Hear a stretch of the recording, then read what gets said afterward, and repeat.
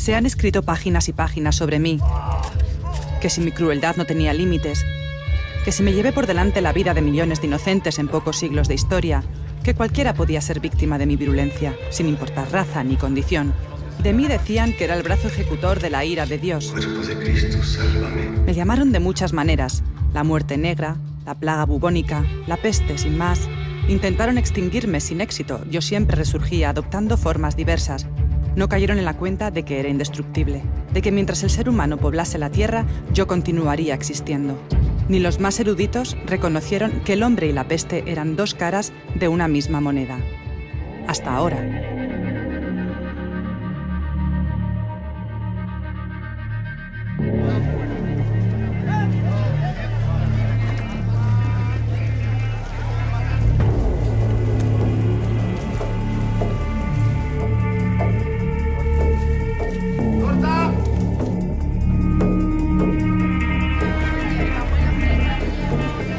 En realidad no era un argumento en sí, sino una idea vaga sobre una sensación que siempre había tenido, y es la de que me hubiera gustado pasearme por la Sevilla del 16, cuando esta ciudad era prácticamente la punta de lanza de la economía de Occidente. Y de ahí surgió todo, prácticamente.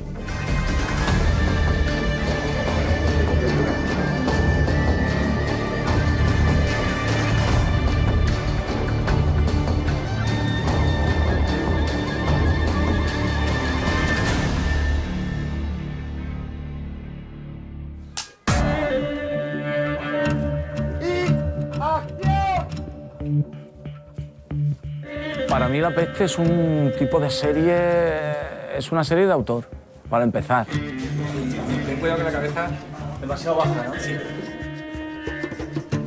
Aunque la serie transcurra en el siglo XVI, el trasfondo que tiene es de un thriller donde se investigan unos crímenes y, bueno, sobre eso pasan muchísimas cosas. ¿Ha notado si falta algo de valor? No. Es una trama que es interesante en el sentido de que vas con los protagonistas, vas descubriendo con ellos qué es lo que ha sucedido, qué es lo que va a pasar.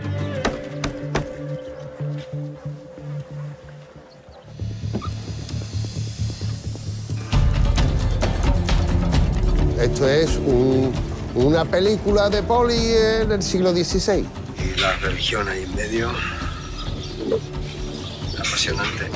Para ser lo más veraces posible hay que conocer los matices de la realidad, y la documentación era importante, y pensar cómo pensaba el ciudadano de la época más. ¿Cómo te has hecho rico en tan poco tiempo? Sevilla es la ciudad de las oportunidades. Solo hay que saber aprovecharlas. La serie yo creo que va a gustar mucho porque no es lo corriente, ¿no? Algunas cosas yo creo que van a sorprender al espectador porque creo que estamos muy acostumbrados a ver la vida de los que mandaban, de los reyes. Parece que las series históricas tienden a tratar como los grandes asuntos. Y esto es un poco, yo creo que hablamos en parte de lo que le pasaba al ciudadano de a pie.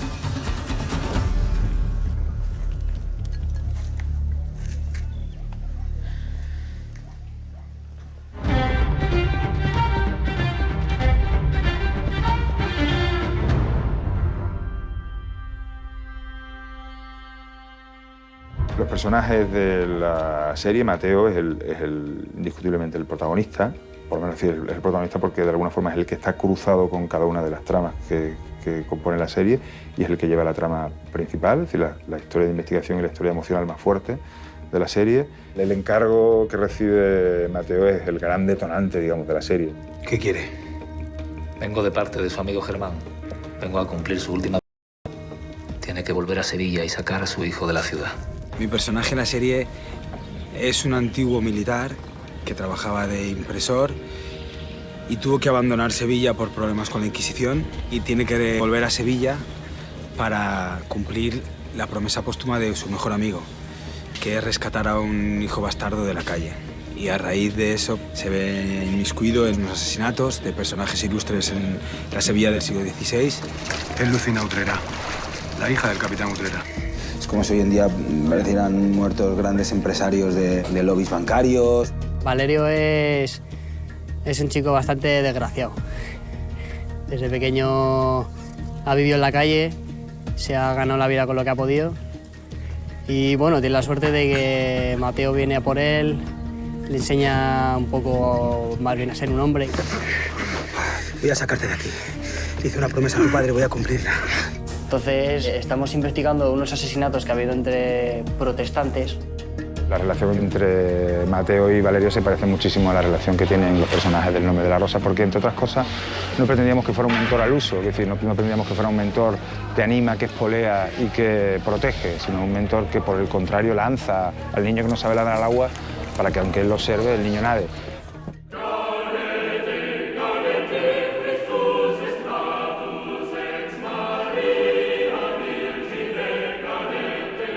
Pues mi personaje es el inquisidor general de la corte de Castilla.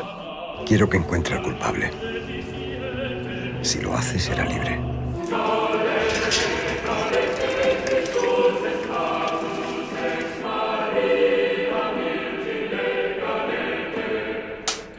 Es un estamento de poder muy fuerte, la Inquisición, y claramente en el momento en el que habla la serie hay una rivalidad con los protestantes, porque es una religión que está despuntando.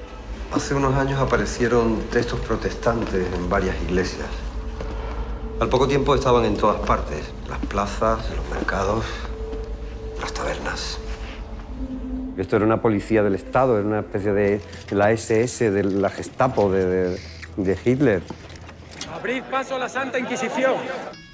Gracias, Dios mío.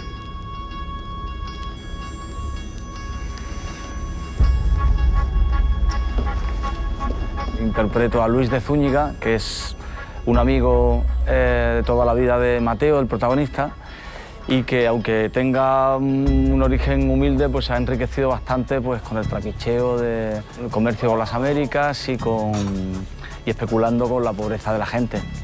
No voy a cambiar mi voto, señor Zúñiga. Guárdese eso. No la quiero. ¿Qué es lo que quiere?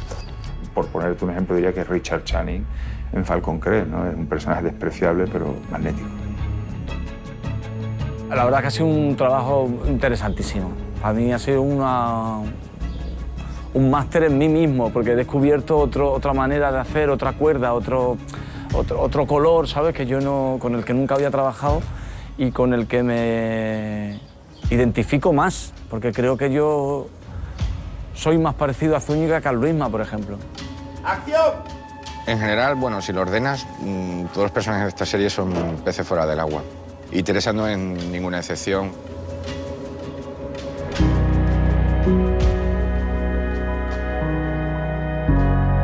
La historia de Teresa nos sirve para conocer la historia de muchas mujeres, bueno, y del género femenino en la época, incluso entender el actual. Sobre todo en ella, porque es una mujer que, al estar viuda, pues deja de estar bajo la autoridad masculina, y eso era algo muy peligroso en la época, ¿no? Mi marido ha muerto y la fábrica es mía, y en mi fábrica decido yo. Por mucho que me amenace, no voy a rendirme.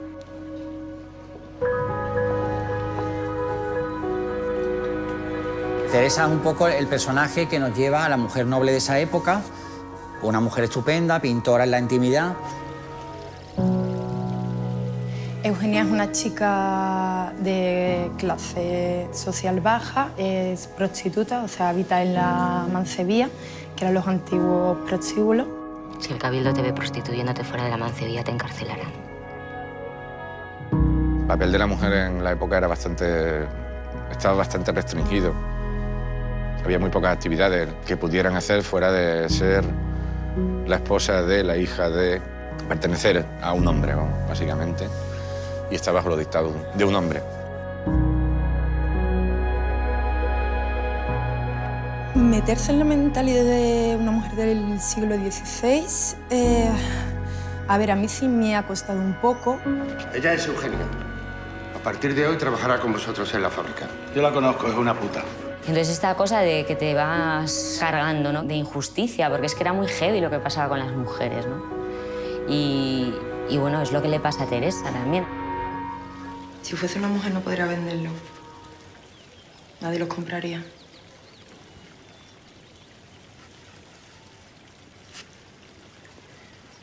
Cámbiate. Hemos terminado por hoy.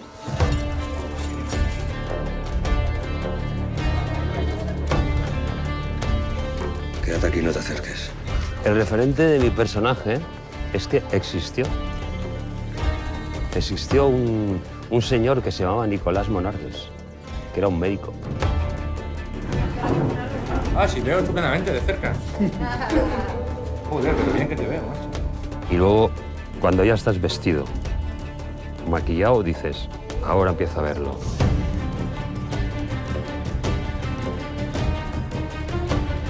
Ya con vestuario, maquillaje, te ponen esto y ya, no sé, es algo que te pasa, te empieza a pasar, que ya te mueves, te colocan en un sitio.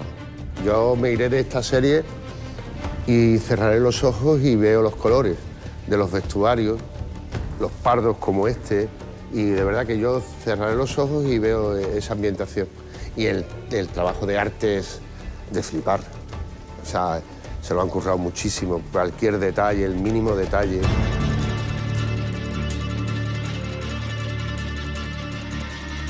La ambientación de la serie es de las cosas que más va a sorprender al público.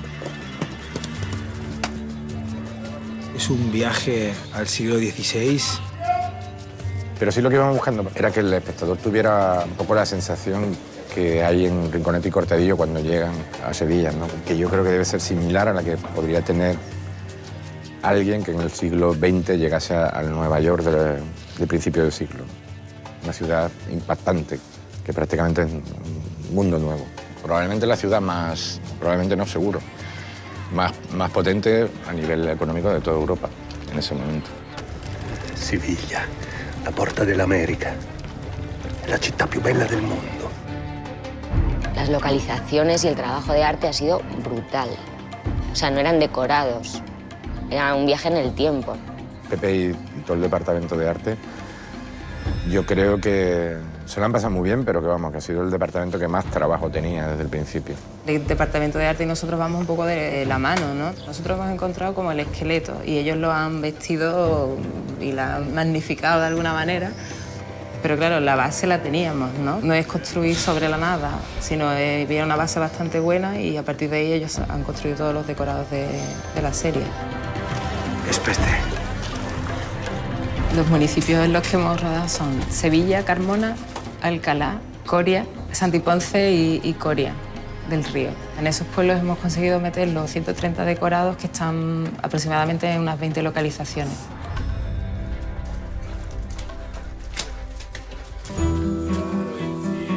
De manera transversal sí que queremos mostrar esa Sevilla del siglo XVI, ¿no?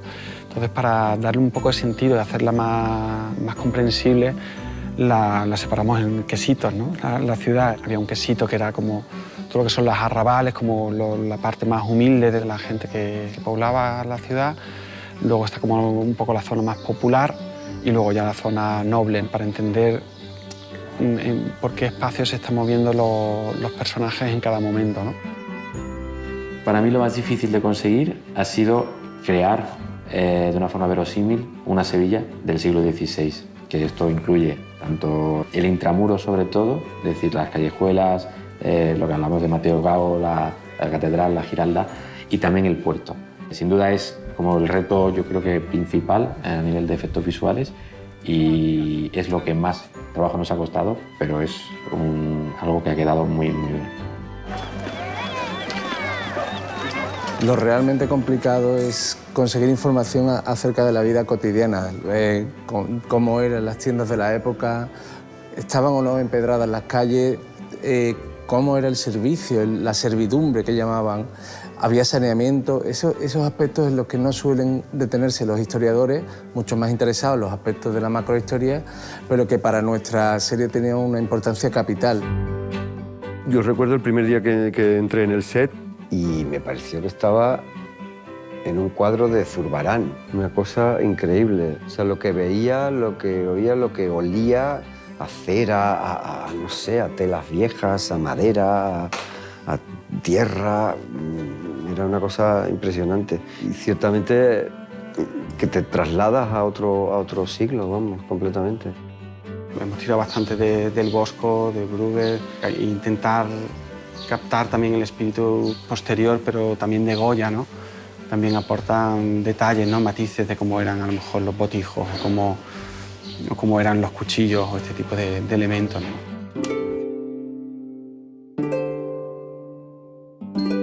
Y al final del rodaje lo que nos hemos dado cuenta que como todo era bueno, porque los decorados de Pepe eran increíbles, el vestuario era la hostia y las velas estaban ahí, la luz estaba ahí, lo que era bueno era enseñarlo todo y relacionar, y panear, ir de uno a otro, para que no veas que no hay trampa ni cartón, que todo está ahí, que es lo chulo.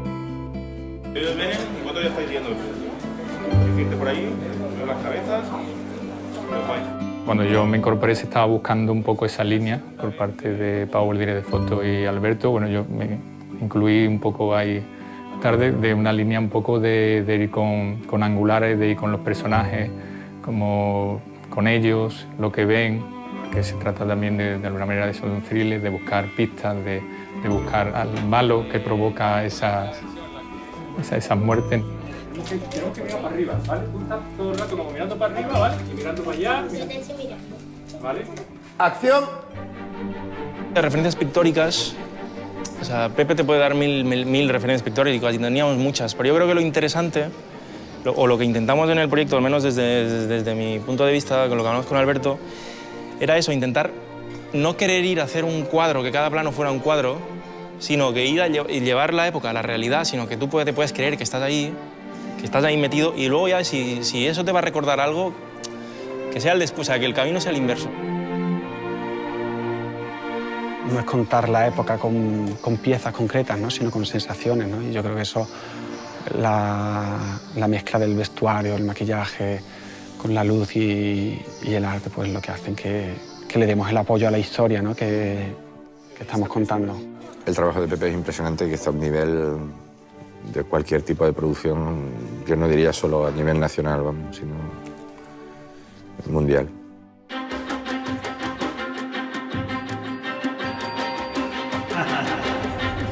Yo tenía una cosa complicada ya de por sí, por la propia enfermedad de la que estamos hablando, que tiene sus secuelas y sus síntomas, digamos, físicos que se ven. Pero luego también había un montón de cadáveres, de putrefacción, de suciedad.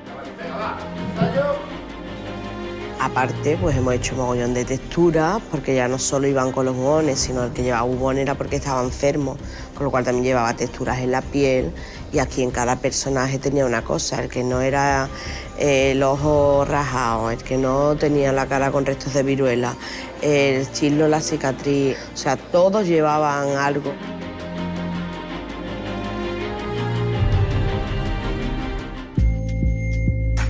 Habíamos hecho ya con Alberto años 80, años 70 en Isla Mínima, años 90 en El hombre de las mil caras, y aquí nos vamos pues al siglo XVI.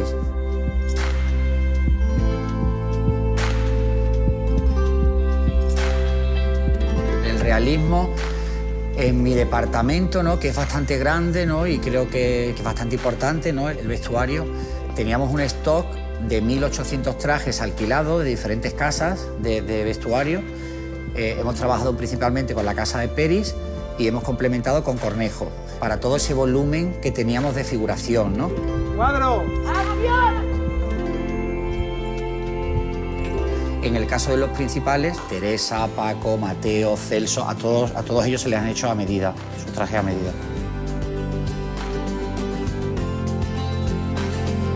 Yo tenía referencias personales de películas que he intentado coger lo mejor de cada una, que me las quedo para mí. Y luego teníamos una referencia pictórica que era Caravaggio, por su oscuridad, por el tratamiento de los colores, por esa parte de imagen de perfil, ¿no? Que se llama esfumato, de la sombra, de la oscuridad hasta que llega el color. Déjame sola, por favor.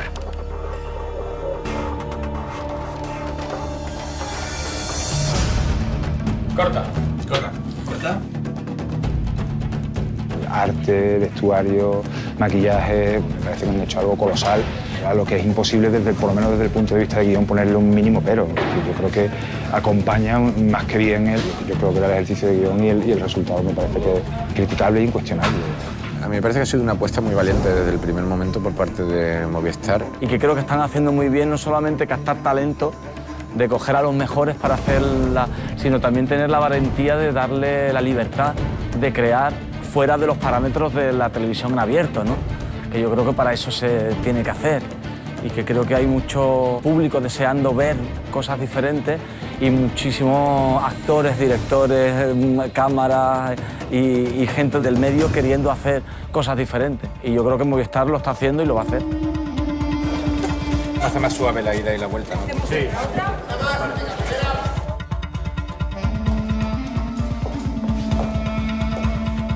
El esplendor de Sevilla, de enseñar Sevilla en esa época con cierto rigor, yo creo que no se ha hecho hasta ahora en ficción. Tengo la sensación de que, que va a ser una serie que va a dejar huella. Creo que de una manera u otra se puede ver como un thriller, una película de suspense, por decirlo de alguna forma. Pero en el fondo yo creo que no deja de ser una excusa para hacer como una especie de fresco sobre una ciudad, un momento determinado de la historia en la que fue una estrella de Occidente casi. Y por otra parte, para en el fondo hablar de una serie de personajes y hablar de lo que siempre hablamos, de lo que mueve a las personas, de las pasiones. Otras pestes vendrán y el hombre seguirá haciendo lo mismo, porque forma parte de la condición del hombre.